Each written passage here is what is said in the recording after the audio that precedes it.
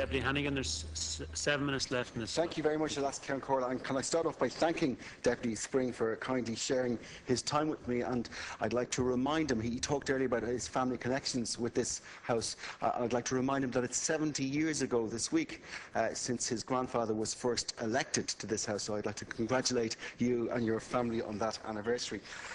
Last Count Corla, like many of the speakers in this debate, I've had the opportunity of serving in the Seanad, and I spent 3.5 years in there before I entered into this House at the beginning of 2011. So I have a knowledge, therefore, of understanding the role that it plays within our political system. And I've also had the opportunity, as a member, of listening to and of learning from some of the greatest parliamentarians of our day. I've seen the Seanad operate on good days, but I've also seen the Seanad operate on bad days too. I was present for the debate on NAMA, I was present for the debate on civil partnerships, for the bank guarantee scheme, when voices from around the House raised issues that hadn't been considered in this particular House, when they put down amendments that hadn't been suggested by this House to help to improve legislation. But I've also been there on occasions which were not so positive, farcical occasions when business was stopped to allow golf matches to take place, debates around claims for expenses by members which were suspect, to say the least. And I've seen the Seanad vote to change pieces of legislation only to see the government of the day vote again to overturn the first vote. During my time in the Seanad, I've seen the government of the day and the Seanad of the day, by their actions, make the case for abolition. So when it comes to this debate, I ask myself the question, is there sufficient good being done in the Seanad to justify its continued existence? Now, I have no doubt that there are individuals of worth there. I have no doubt that the current crop of senators are decent, well-meaning national servants.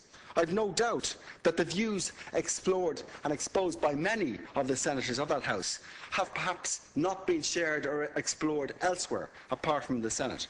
But the institution that they serve in is rotten, and in my view it's rotten beyond reform. We've had 12 different proposals for reform in the last number of years since 1937, and none of those proposals have happened. People, for instance, talk about extending the franchise to all university graduates. That's fine if you're a graduate, but it's still elitist to my friends and my family and my neighbours who never had the opportunity of going to college in the first place.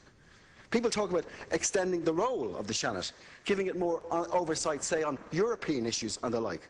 Well, we've got committees to do things like that. And sure, let's increase the power of committees where that's needed. Let's increase their ability to hold the executive to account.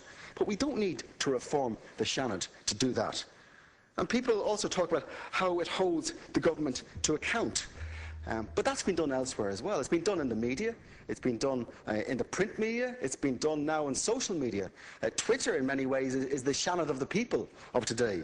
The simple fact is that the Seanad simply replicates what's been going on elsewhere and what's being done well elsewhere. And it's become little more than an expensive creche for aspiring TDs and a nursing home for elder statespeople.